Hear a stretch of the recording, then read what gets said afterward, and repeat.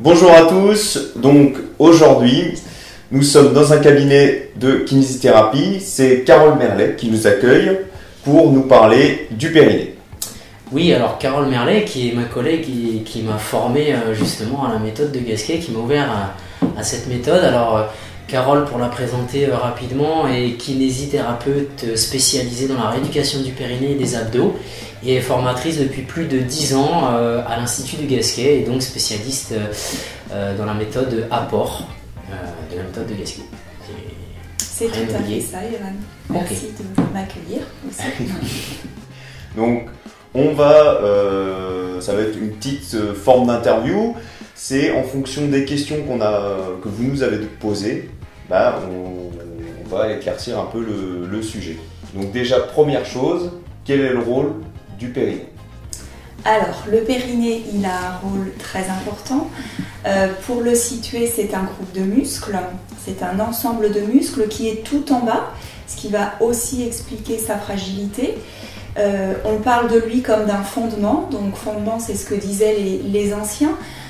Fondement parce qu'on est bipède, on vit debout, donc dans la position debout ou assise, on subit la gravité et donc surtout le périnée.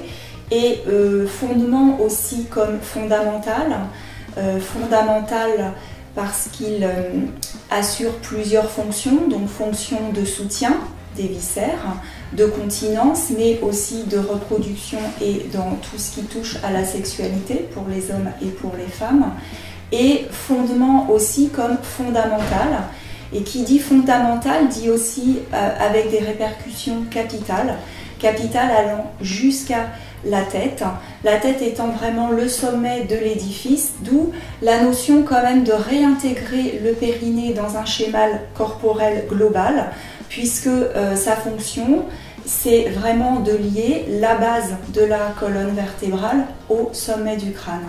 Donc c'est une fonction qui est beaucoup plus globale que souvent, comme il est souvent présenté, et on va voir avec donc Yoann et Fabien le rôle et les synergies musculaires par rapport au périnée et à la posture. Alors, deuxième question, quel est le fonctionnement du périnée? Alors, fonctionnement dit fonction. Alors, la fonction du périnée, elle est quand même assez globale et assez complexe, sans être compliquée, mais c'est assez complexe.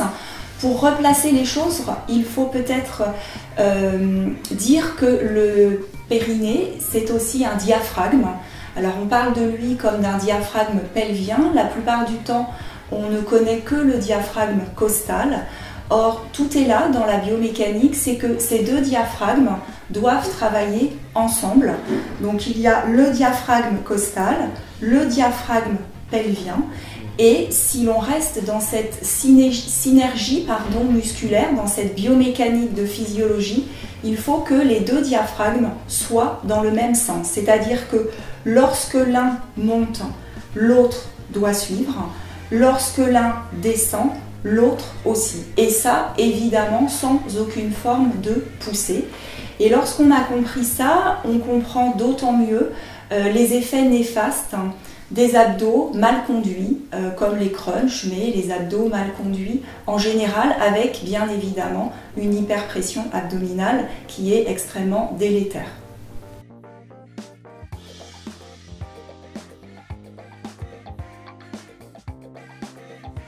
Alors là, c'est une question qui revient souvent, parce qu'on en parle dans toutes nos vidéos, c'est comment contracter le périnée.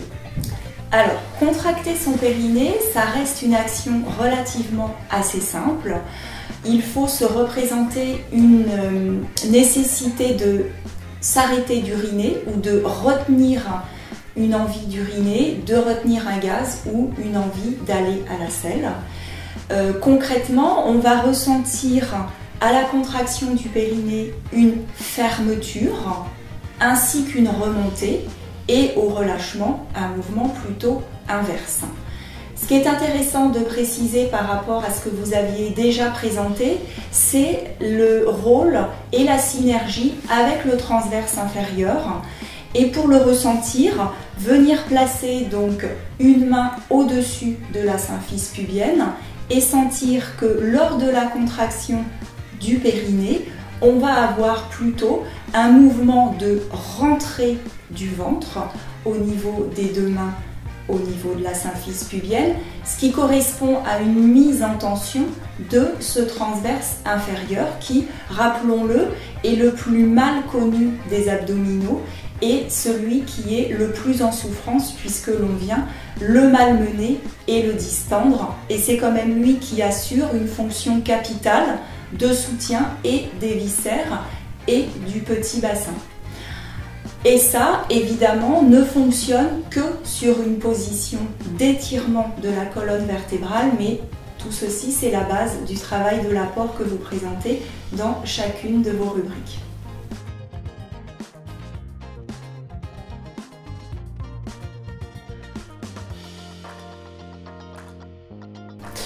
Quatrième question, alors une chose qui revient souvent en fait, c'est que la plupart des hommes, dans un premier temps, ignorent qu'ils ont un périnée. Alors bien sûr, ils ont un périnée, mais la question qu'on voudrait réellement te poser, c'est finalement, y a-t-il une différence entre le périnée de l'homme et le périnée féminin? Alors, très bonne question, Johan, puisque en effet, les hommes ont un périnée et que souvent la notion de périnée intervient dans le cadre qui touche à la maternité, à la périnatalité.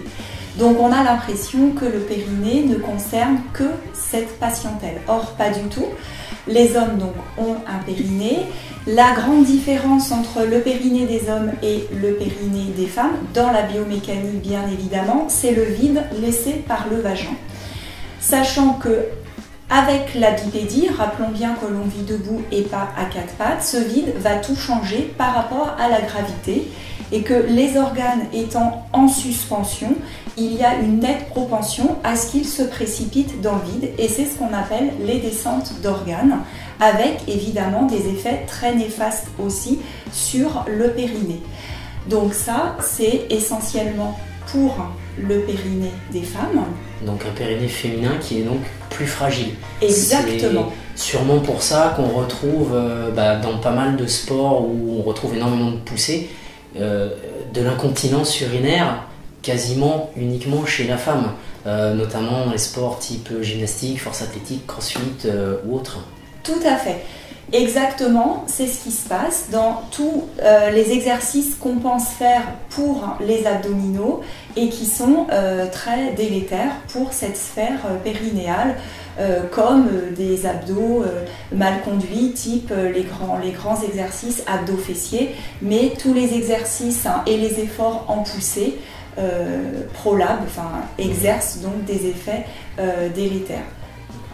Mais pour rebondir, chez les hommes qui n'ont pas ce vide et donc un périnée un petit peu plus solide, il y a quand même un effet au niveau de la paroi abdominale qui présente des zones de faiblesse qu'on appelle des orifices herniaires, qui se présentent comme une forme de boutonnière et qui, sous les effets des efforts de poussée, vont s'ouvrir et vont permettre à l'intestin de passer à travers ces orifices. C'est ce qu'on décrit dans les hernies inguinales, abdominales, et qui sont souvent courantes et qui nécessitent souvent un geste chirurgical.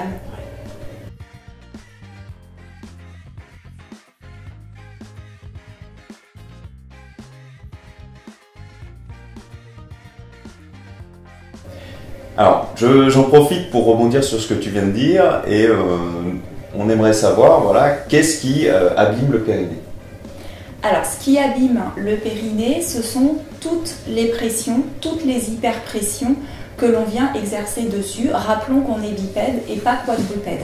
Donc, les mauvaises pressions, en dehors des pratiques par le sport, rappelons quand même qu'il y a la toux, la constipation, le port de charge, et tous les efforts qu'on peut faire en apnée.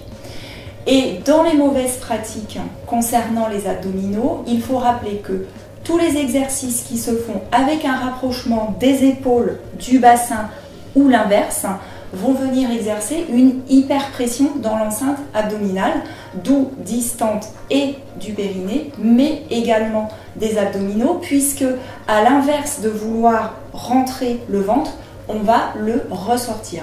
Donc on est très loin d'un galbe et d'une ceinture abdominale puisqu'on va dans un sens qui fait ressortir le ventre.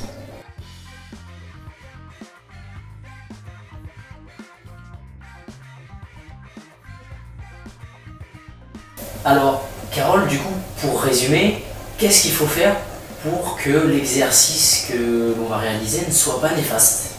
Alors, pour ne pas que ce soit délétère, il faut garder la notion d'étirement. La notion d'étirement, elle est vraiment capitale. Elle sous-entend qu'on est toujours le sommet du crâne loin du bassin. Et en respectant ces conditions, évidemment, il n'y a pas de rapprochement des épaules du bassin ou l'inverse, comme on vient de le voir. Cet étirement nécessite un auto-grandissement et le travail, évidemment, est du diaphragme par la respiration. Rappelons aussi que tous les abdominaux sont expirateurs, avec un engagement qui part du périnée. C'est pour ça qu'on parle de périnée-expire. L'expiration étant le temps qui remonte le diaphragme et qui va donc remonter le périnée. Et comme on l'a précisé tout à l'heure, il faut toujours que le diaphragme costal et le diaphragme pelvien soient dans le même sens. Et dans la notion d'étirement et d'expiration, on ne peut avoir qu'une remontée et du diaphragme pelvien et du diaphragme costal. En respectant ces paramètres, on n'aura jamais d'hyperpression sur les abdos, sur les disques intervertébraux et sur le périnée. Et on est ainsi assuré de travailler dans des conditions optimum pour préserver cette sphère périnéale, mais surtout, c'est aussi celle qui correspond à la biomécanique du périnée et des abdominaux. Parce qu'on entend souvent dire qu'il faut déjà retrouver une tonicité périnéale avant d'engager un travail des abdominaux. Donc, je pense qu'il y a là une mauvaise compréhension, une mauvaise interprétation de la biomécanique parce que quand on les fait correctement travailler et surtout dans le bon sens étant le travail d'étirement, on ne peut pas séparer les abdominaux du périnée et on peut même dire que le périnée est un véritable starter pour les abdominaux. Et de la même façon aussi, préciser qu'il ne s'agit pas de contracter son périnée parce qu'on l'entend toujours dire et qu'on a même l'impression qu'il est garant d'un bon exercice, mais pas du tout. S'il n'y a pas la notion d'étirement, la contraction du périnée ne vaut rien. Elle ne remonte pas ni le diaphragme périnéal ni le diaphragme costal et n'aboutit pas du tout à un travail qui correspond à la physiologie.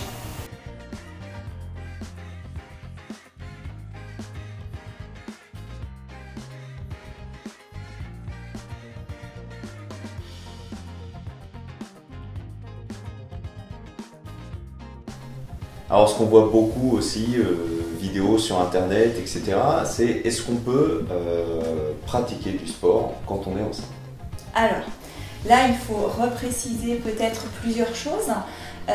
Sous couverture médicale évidemment, la grossesse peut engendrer des petits soucis médicaux. Dans ce cas, il faudra revoir avec l'avis médical, mais ne jamais oublier que la grossesse est vraiment un temps extraordinaire, c'est-à-dire complètement en dehors de l'ordinaire et que bien sûr on peut faire du sport pendant la grossesse, mais ne pas oublier que on est là dans un temps qui n'est pas du tout consacré à la performance.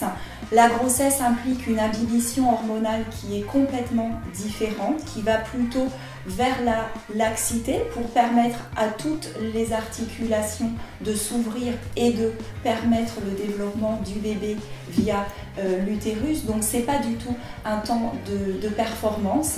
C'est vraiment ce qu'il faut ne pas oublier ça. Le temps des performances viendra après.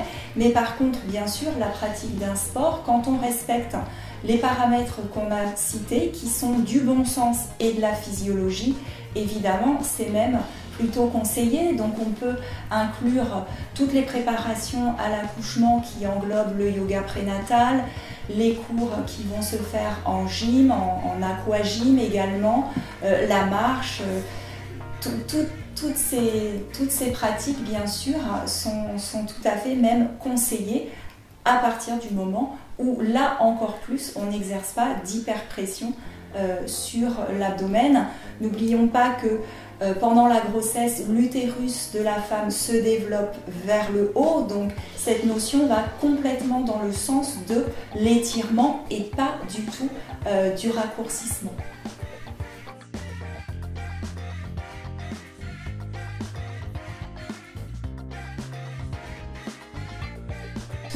Alors Carole, du coup, pour conclure, est-ce que tu pourrais résumer en fait les points essentiels de tout ce que tu viens de nous dire?